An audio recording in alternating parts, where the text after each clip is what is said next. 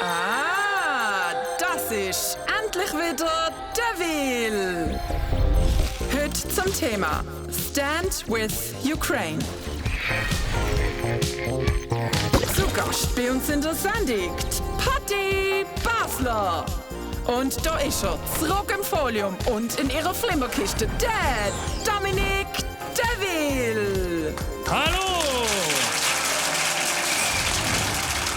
Guten Abend miteinander. Hallo!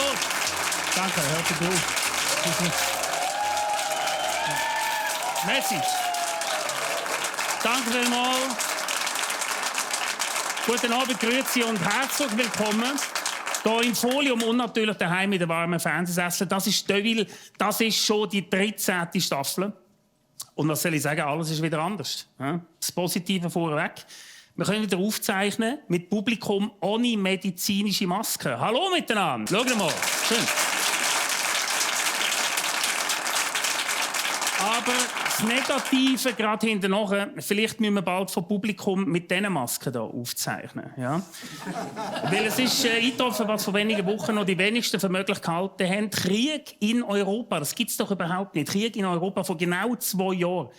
Mag ich mich erinnern, bin ich da schon mal gestanden und habe noch gedacht, Kopf, schau, das wird schwierig. Ja? Ein fieser asiatischer Virus, der still und heimlich die Alten und Kranken tötet. Was soll man da machen? Wo soll man da anfangen mit Witz machen?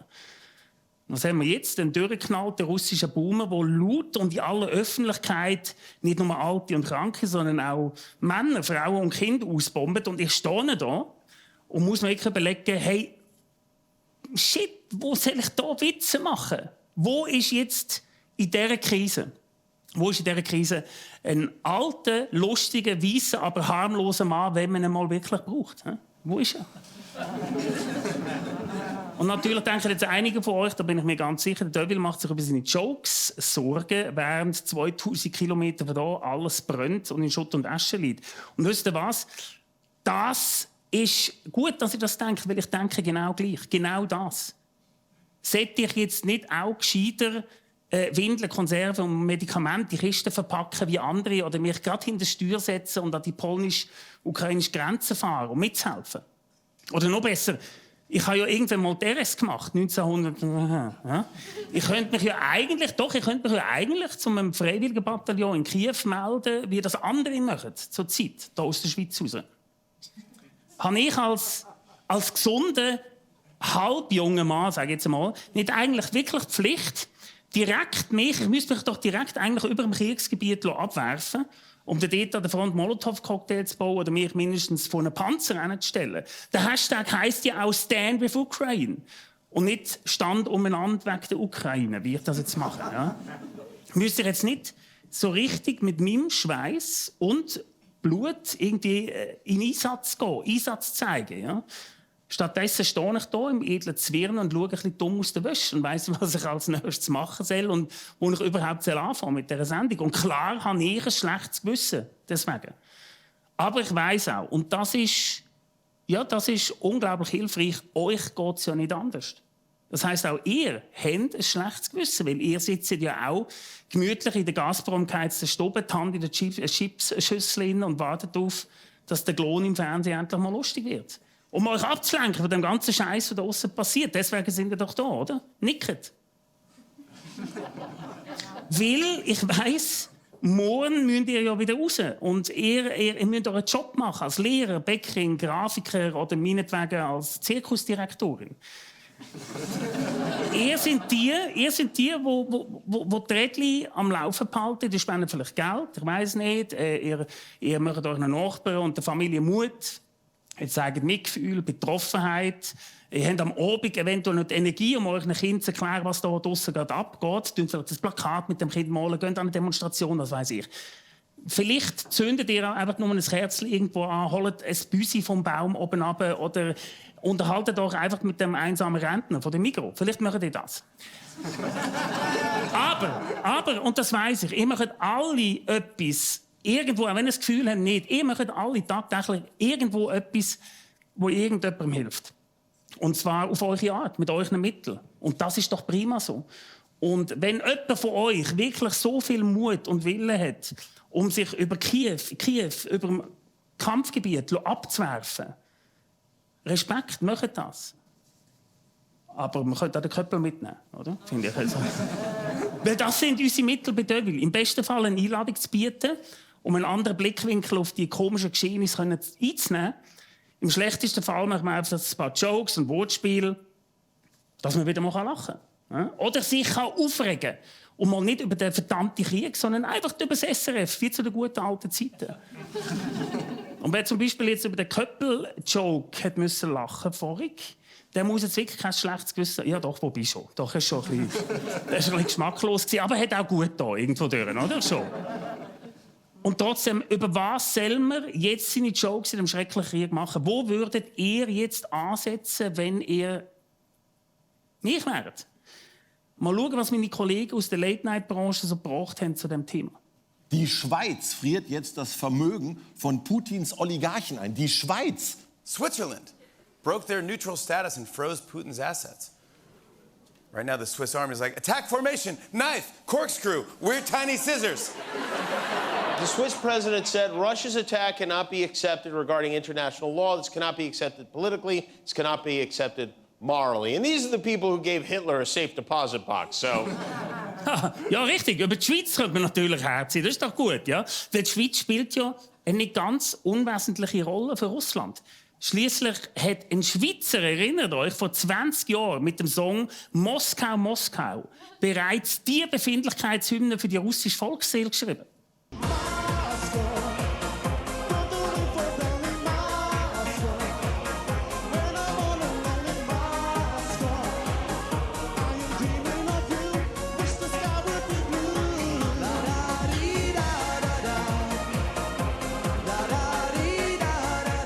Ja, der DJ Bobo ist das gesehen. La da di da da da, la da di da da da. Ja, und so hat es auch betönt, la da di da da da, wo sich der Ueli Maurer zum ersten Mal zum Angriffskrieg auf die Ukraine geäußert hat im Fernsehen. Ich glaube, wir suchen im Moment nach der Deutung, nach der Bedeutung von dem Tag, von dem Ereignis. Und man muss ehrlicherweise schon sagen, es ist eine hohe Ratlosigkeit. Wir werden die nächsten Tage schauen, was wirklich passiert und wie man dem begegnen kann. Ja. Oder übersetzt, bla da di da da da. Aber dann ist der Maurer in seinen Aussagen doch ein bisschen klarer geworden. Und irgendwie müssen wir im Frieden versuchen, zusammenzuleben und schauen, dass die Wirtschaft läuft, dass die Leute ein Einkommen haben und sich sicher fühlen. Ja, Gottverdammt, die Wirtschaft die muss doch einfach laufen. Der Rubel muss rollen, im wahrsten Sinne des Wortes kann man das jetzt sagen. Gerade in Krisenzeiten. Und das gilt nicht nur für die Beutel der Ukraine oder Russland, sondern vor allem, das darf man nicht vergessen, für die Schweiz gilt das. Der Wirtschaftsbericht der Schweizer Botschaft in Moskau hat 2021 festgehalten, rund, müsst ihr euch mal vorstellen, 80% vom russischen Rohstoffhandel werden über Bankinstitute in der Schweiz abgehandelt. 80%! Das sind natürlich erschütternde Nachrichten für die Schweiz. Ja? Wo sind die anderen 20%? Gottverdammt, ja? Schätzungen gehen davon aus, dass russische Finanzkunden zwischen 50 und 150 Milliarden Franken in der Schweiz haben. Das ist mega viel. Mit diesen Summen könnte man ja im Moment das Auto 2-mal volltanken. Kann man sich vorstellen? Russische Finanzkunden, oder wie ich sie nenne, Kremlins. Klar, treibt man hier in der Schweiz nicht wegen einem kleinen Überraschungsangriff auf Neonazis und Terroristen, das ist Originalton Putin, den Gas- und Geldhahn zu. Trotzdem, nach mehrtägigem Hin und Her, dann hat sich der Bundesrat dann doch klar zu den allgemeinen Sanktionen gegen Russland bekannt. Der Bundesrat hat heute deshalb beschlossen, die Sanktionen der EU vollständig zu übernehmen. Einem Aggressor in die Hände zu spielen, ist nicht neutral. Ungewohnt klare Worte vom Gassis. Überhaupt ungewohnt, den Gassis wieder mal irgendwo zu sehen. Und ungewohnt, wie er doch mit dem sehr schwammigen Begriff Neutralität, ja, wie er da plötzlich definiert hat. Das hat ganz klar nicht allen gepasst. Und was mich stört in der ganzen Geschichte, dass ich auf der ganzen Welt lese, bis in der New York Times, die Schweiz hat die Neutralität aufgegeben. Jetzt sind wir in der Frage der Kommunikation. Was wollte ich sagen? Ja, gute Frage.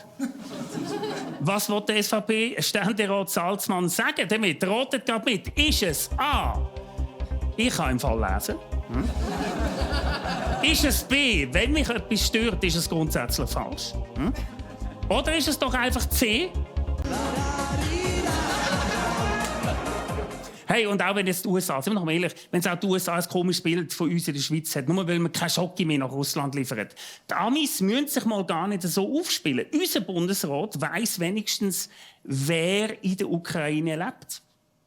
And the world is clearly choosing the side of peace and security. This is the real test.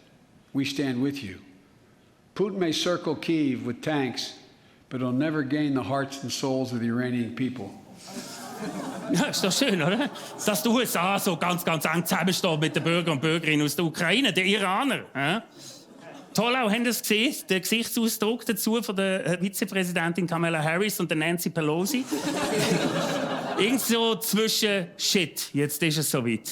Ja? Und endlich ist es soweit. Aber komm, reden wir jetzt weiter über die Schweiz. Es gibt ja auch Gutes zu berichten über unser Land. Erfreulicherweise scheint nämlich die genaue Definition von Neutralität den meisten von uns am allerwertesten vorbeizugehen. Man ist sich einig, dass schnelle Hilfe für die Menschen in der Ukraine jetzt am allerwichtigsten ist. Über 50 Millionen Schweizer Franken sind am letzten Mittwoch am Nationalen Solidaritätstag, wo die Glückskette organisiert hat, gespendet worden. Die Spendentelefone sind heiß gelaufen, was natürlich die Prominenten in der Telefonzentrale unglaublich gefreut hat. Schau mal, wer da alles dabei war von Prominenten. Toll, oder? Benny Thurnherr, Sandra Schiess, Doris Leuthard und der Gollum. Toll. Ja?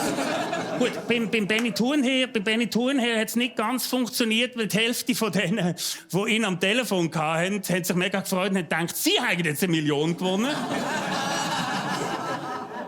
Aber die haben im Herbst Chance, wenn der Benissimo noch einmal kommt. Hey, schade, hat Loredana nicht mitgemacht, ja? Also sie hätte sicher noch einen extra Batzen aus dem Wallis können abstauben am Telefon, bin ich mir sicher.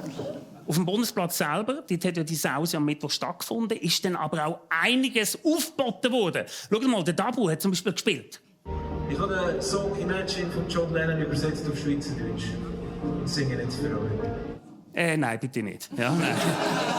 Also spätestens da hätte die NATO eingreifen. Ist meine persönliche Meinung.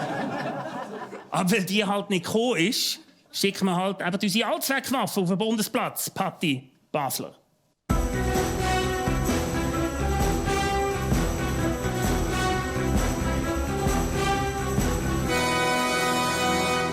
Die Schweiz hat ihre Neutralität aufgegeben und ist jetzt Kriegsgebiet. Und ich berichte hier live direkt von der Front. Du bist ein Ex-Promi. Versuchst du da noch mal ein bisschen Abglanz zu holen da an dieser Spendenaktion? Nein, ich glaube nicht. Ich war Kriegsgebiet.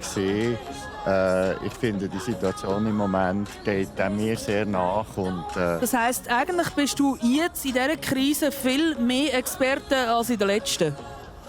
Ja, ich will nicht sagen Experte, aber ich würde schon sagen...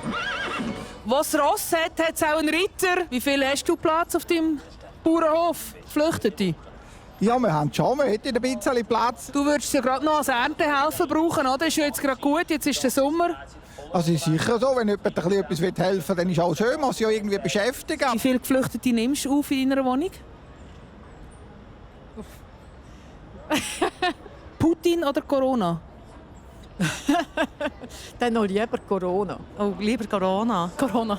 Beides nicht. Corona ist berechenbarer. Corona, was ist das? Putin oder Corona? Also, schon lieber Corona.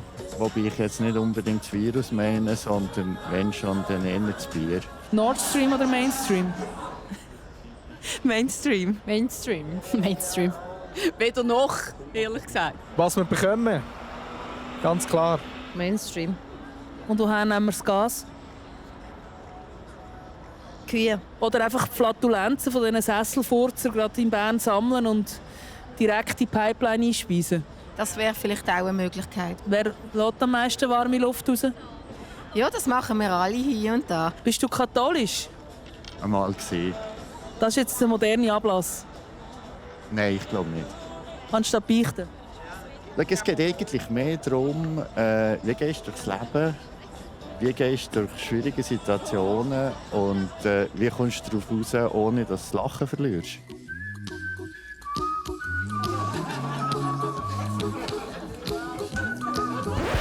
Danke vielmals, Dani Koch, Experte für alles.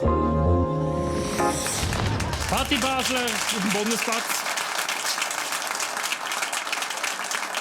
Aber ja, nicht nur ganz einfache Menschen wie der Dani Koch haben versucht zu helfen, auch PolitikerInnen ergreifen jetzt die Initiative und versuchen, den Putin mit Gesprächen zur Vernunft zu bringen. So hat zum Beispiel der französische Präsident Emmanuel Macron mit dem Putin telefoniert.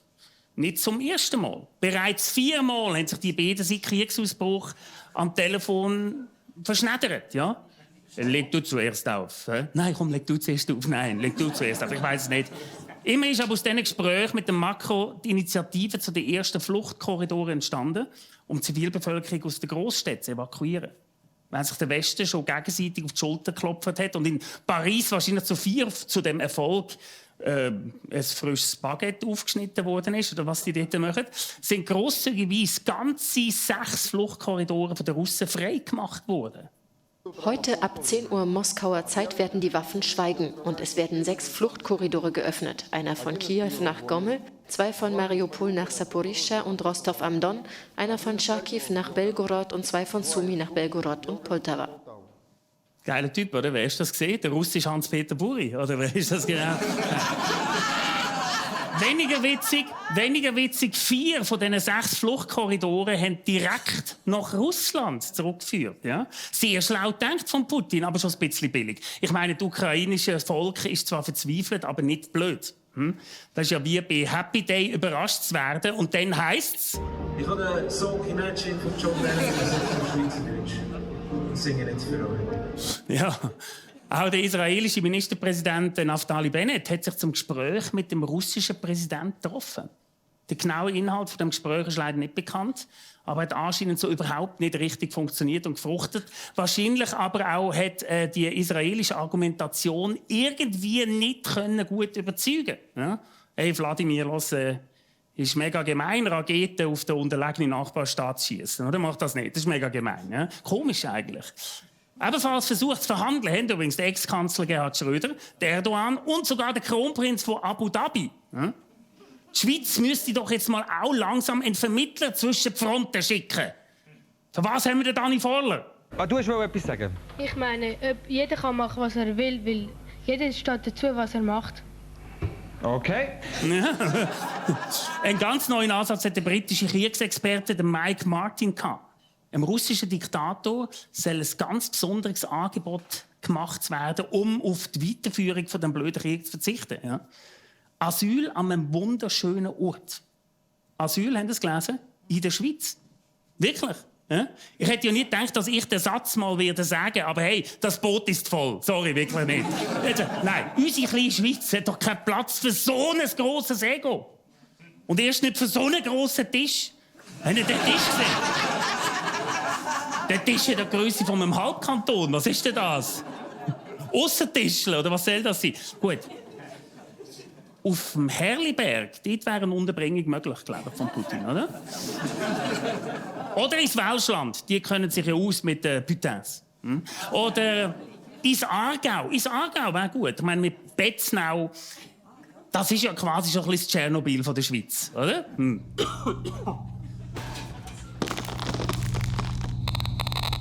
Aber ganz klar anbieten würde sich eben, kommen wir nicht drauf, das Tessin. Weil laut von unseren Qualitätsmedien herausgefunden befindet sich Putin, seine heimlich Geliebte, schon seit Jahren in der Schweizer Sonnenstube. Und bei dieser Meldung tun sich bei mir schon Fragezeichen auf. Ja? Geliebte von Putin. Wie hätte das passieren? Hat er ein Herz einfach mit eingeforderten Territorialansprüchen, Herr Robert? Historisch hast du schon immer zu mir gehört, Moja Krastavissa. Aber jetzt schauen wir gemeinsam den schönen Weltuntergang, Sonnenuntergang schauen wir jetzt an. Anscheinend hat ja er und seine Geliebte haben ja Zwillinge. Die müsste man ja schon, das müsste man ja denen, ich meine, wie sehen Putin seine Zwillinge aus? So, oder? Ja. Aber ja, wieso nicht Asyl für Putin? Wieso nicht? Ja, wenn es helfen würde, den Krieg zu beenden. Und ich meine, wo schickt man alte, verwöhnte Pensionäre hin, wenn sie niemand mehr will? Klar, ab ins Tessin. Tessin, das Russland der Schweiz. Wie St. Moritz, einfach ohne Pelz. Und Polenta gibt's gratis dazu. Nein, nicht Polska, Polenta. Sie sorgen sich um ihr eingefrorenes Vermögen? Kein Problem. Einfach Cembra. Dieses Tessiner Lächeln bringt alle Sanktionen zum Schmelzen. Wollen Sie ein ganz, ganz, ganz großer Staatsmann sein? Dann besuchen Sie das Swiss Miniature. Nie war es so einfach, ein Land an einem Tag zu erobern. Das schaffen sogar Sie. Entdecken Sie den Lago Maggiore, marschieren Sie in unsere bezaubernde Landschaft ein und genießen Sie Tessiner Kastanien. Was essen Sie denn da? Das ist Rehscheiße. Lassen Sie im Tessin die Seele baumeln. Tauchen Sie einfach mal ab. Und das Beste, kein Zelensky, nur Ignazi. Warum also noch zögern? A presto. Zumindest eine Tessinerin erwartet Sie.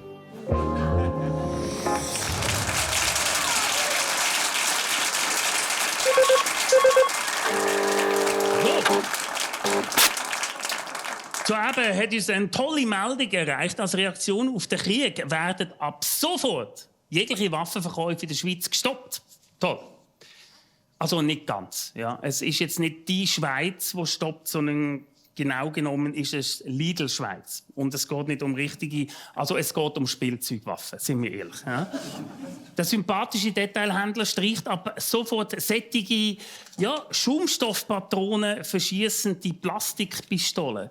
Mir ist ja bekannt, dass es die Theorie gibt, dass Kinder mit Spielzeugwaffen eventuell anfangen, Krieg zu spielen. Nicht zuletzt, um auch Kriegsbilder vielleicht zu verarbeiten. Aber die Theorie, dass durchgeknallte Diktatoren anfangen, Frieden zu spielen, nur weil es im Lidl keine Spielzeugwaffen mehr gibt, das ist mir jetzt nicht so ganz bekannt. Aber gleich, immerhin haben wir endlich mal schaumstoffharte Sanktionen aus der Schweiz. Und Kommentare unter dieser Meldung sind durchaus positiv. Ja? Überhaupt Waffen. Die heutigen Kinder können damit nicht umgehen. Das beobachte ich immer wieder bei uns im Quartier. Genau, so ist es. Und nicht nur die Schweizer Kinder wissen nicht mehr, wie mit Waffen umzugehen. Sind wir doch mal ehrlich, wir Erwachsenen sind zwar jetzt alles diplomierte VirologInnen, aber unser Wissen über unsere modernen Waffensysteme hat schon ein bisschen gelitten in den letzten 2 Jahren.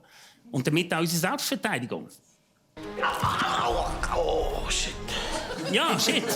Was machen wir, wenn es so weit ist und der Russe überkommt?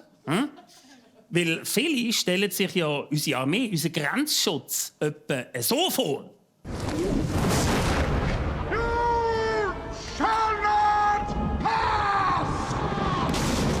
Boom, ja. So ist es aber leider nicht. Ne? Laut einem internen Imagefilm, den wir bekommen haben vom Schweizer Militär, sieht es dann eben leider so aus auf der Grenzbrücke.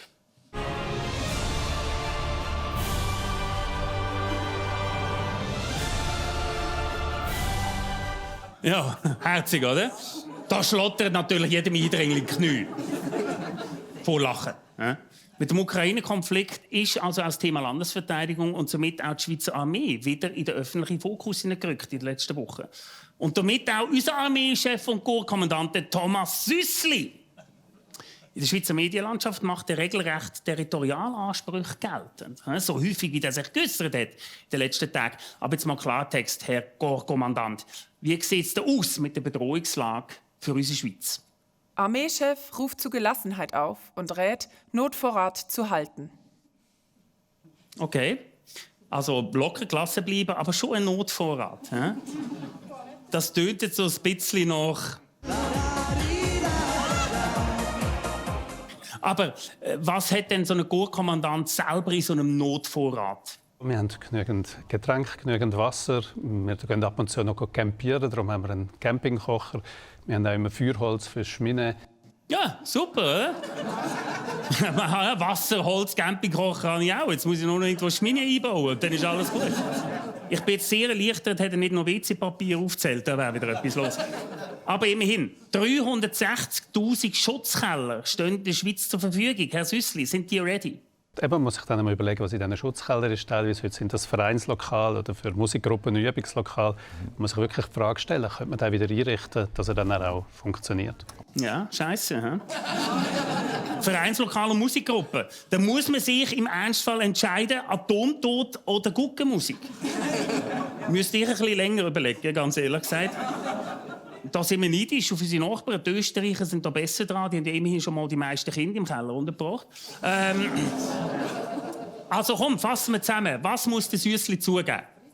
Mit unseren heutigen Mitteln wäre nach ein paar Wochen Schluss. Ja, das ist jetzt sehr pessimistisch formuliert. Genau dieser Satz hat es auch geheissen am Anfang von unserer Sendung «Deville». Und wir sind immer da. Ja.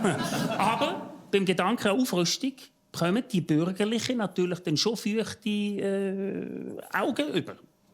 Wir müssen darüber sprechen, wie viele Formationen, Panzerformationen und Artillerieformationen wir nötig haben, damit wir einen auch Zangenangriff zum Beispiel verhindern können. Also den Verteidigungsfall, den müssen wir konkret ins Auge fassen. Und neue Panzer wären cool, aber schon die so im Wasser fahren können. U-Boote im Bodensee wären jetzt wichtig. Und die geilen Helis mit den 2 Propellern, wo man so ein Auto unten dran hängen kann, wie im Rambo 3. Und Schnaufen, nicht vergessen. Herr Ständerat. Schnaufen, ja. Ruhe bewahren und mal vielleicht eins jassen. Zum Beispiel im Vereinslokal, in Ihrem Luftschutzkeller. Aber es ist halt so, gerade 2 Blitzmotionen für mehr Armeegelder sind im Parlament eingereicht worden. FDP-Präsident Thierry Burkhardt hat seine bereits am 28. Februar parat gehabt. Also 4 Tage, bevor die ersten Schweizer Hilfsgüter überhaupt zum Beispiel in der Ukraine eingetroffen sind. Das ist keine Blitzmotion, sondern eine regelrechte Blitzkrieg-Motion. Ich fordere, dass die Schweiz mehr Mittel zur Verfügung stellt für unsere Schweizer Armee. Das heißt, aufstockt von 5 auf 7 Milliarden Schweizer Franken. Zweitens eine Aufstockung des Sollbestandes auf 120.000 Männer und Frauen. Mittelfristig dann auch noch mehr. Da wird gefordert. Und da muss man schon fragen dürfen. Ja, darf's ein bisschen mehr sein, darf's ein bisschen mehr sein. Darf's ein bisschen mehr sein, oder geht's so? Nein, so geht es aber nicht. Ein bisschen mehr muss es schon sein, hat Thierry gesagt. 7 Milliarden Franken will er, und zwar sofort. Was meint zu diesen 7 Milliarden Franken und sofort? Was meint da unsere Verteidigungsministerin dazu? Selbstverständlich will ich als Verteidigungsministerin nicht jetzt für das Jahr 2022 auf einen Klapp 2 Milliarden mehr. Das wäre nicht seriös. Ja, ich weiß nicht, ob ihr es verstanden habt, aber unseriös wäre es, meint Viola Amherd. Unseriös. Zuerst müssen wir ja wissen, was man mit dem Geld überhaupt kaufen will. Weil die Linken, die finden zwar, man müsste zuerst eine umfassende Sicherheitsanalyse machen. Wir sind ja gerade voll im Kampfjet-Shopping-Fieber. Da geht ja schon mal sehr viel Budget weg. Und es kommt ja auch immer wieder die Frage auf, ob denn die Jets im Ernstfall wirklich Sinn machen würden.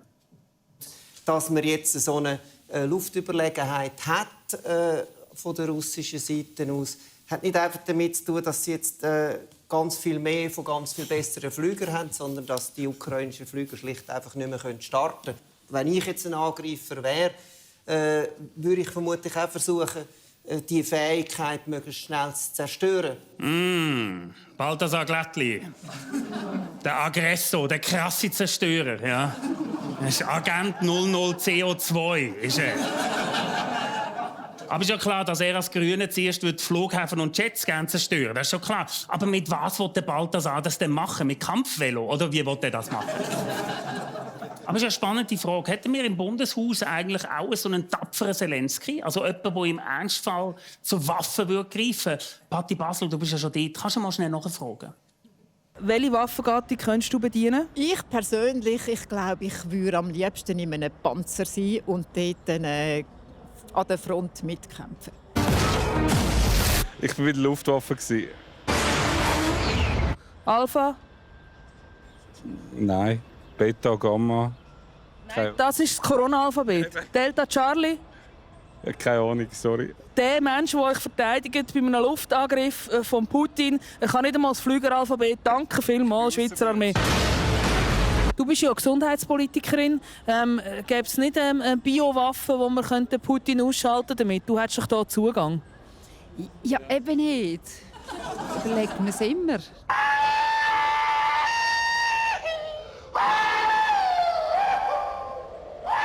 Bauernpräsident, du könntest gerade mit ein paar Fass Gülle direkt in den Kreml und dort mal ein bisschen reinlassen, oder? Oh, einen Haufen Diesel brauchen, bis ich dort runtergefahren wäre mit meinem Traktor und meinem Fässli.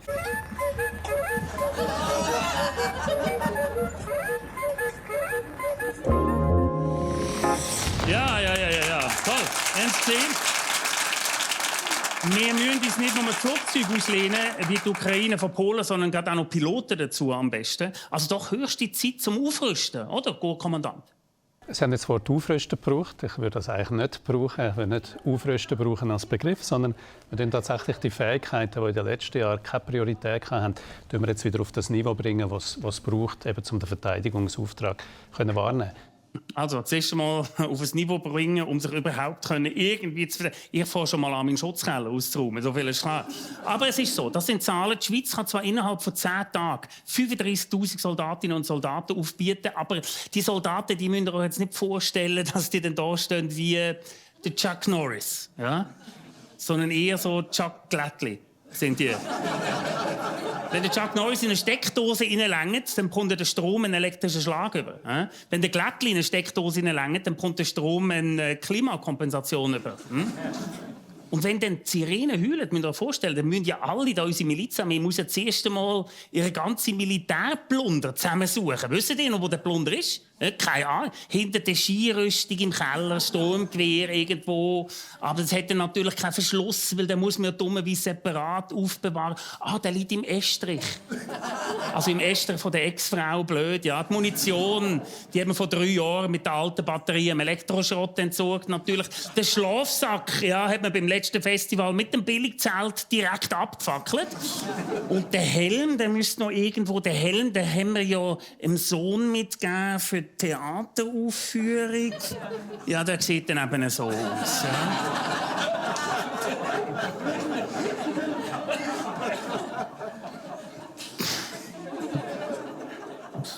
Das heisst, wenn der Ernstfall eintritt, geht zuerst einmal die halbe Schweiz in Trans an neue Ausrüstung kaufen. So sieht's aus.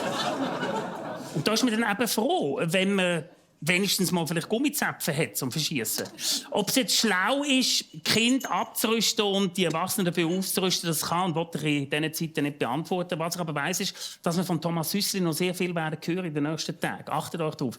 Der Thomas Süssli ist ja mehr in den News als der Berset. Ich würde schon fast sagen, Süssli ist der neue Berset. Einfach in Camouflage statt in Rot. Er sieht ja auch ein bisschen aus wie der Berset. Es fehlt eigentlich nur noch ein schöner Hut.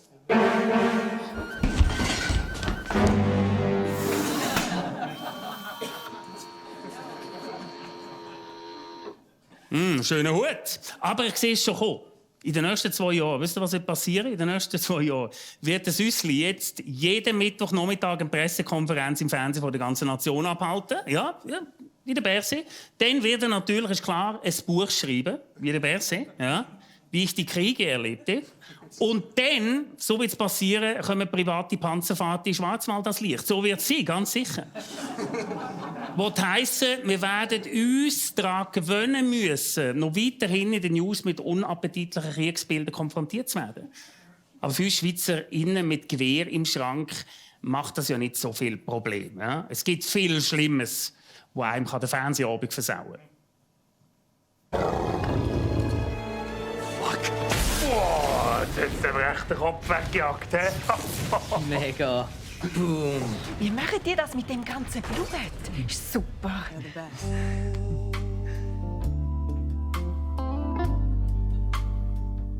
Oh nein, hoffentlich gibt es keine Sexszene. Bitte nicht, bitte nicht. Nein, nicht zusammen ins Zimmer, geh nicht zusammen. Bitte, nein. Sie ziehen sich aus. Nein, Sexszene mit der Familie. Der Klassiker. Muss das wirklich sein? Ist sicher gleich vorbei. Soll ich etwas sagen zum Eisbrechen? Schaut mal, der Hasser schwänzelt mega.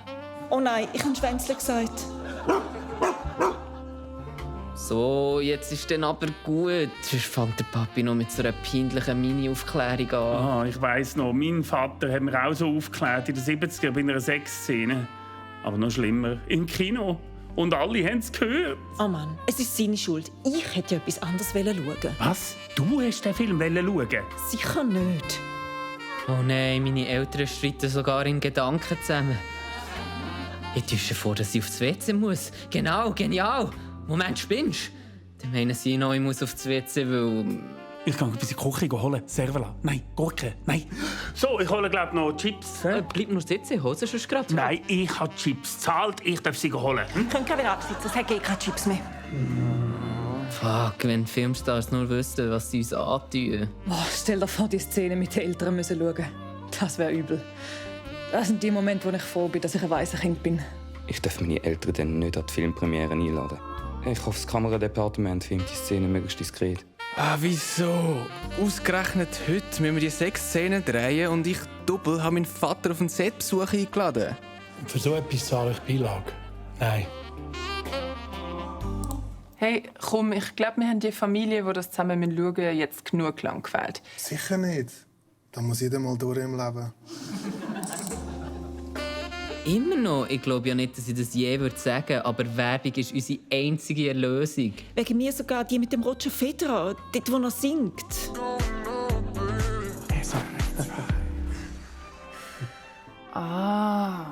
Dildorama.ch. Mein Gott, jetzt aber lange Snowbrems. Teletext. Darum braucht es einen irrigierten Penis und eine feuchte Vagina. Weiter. 10 Stunden kann das Nein, ich meine... der Marienkäfer... Ja, der Hasso hat umgeschaltet. Nein, Hasso. Hasso. Soll ich noch mal zurückschalten vielleicht? Nein, Tagesschau ist super. Danke, Stefanie. Danke dir für diese schönen Ausblicke.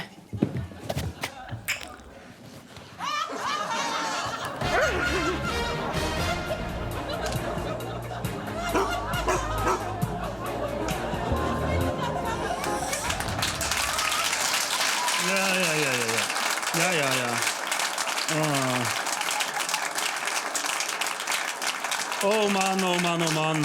Und ausgerechnet heute schaut meine Mutter zu. Ich weiss es doch. Aber egal, das war es von mir heute Abend. Bleibt, was Corona angeht, negativ, was den Rest angeht, bitte positiv. Wir sehen uns, wenn ihr wollt, nächste Woche wieder. Aber jetzt freuen wir uns gemeinsam auf die Sportausgabe von der Tagesschau. Peace.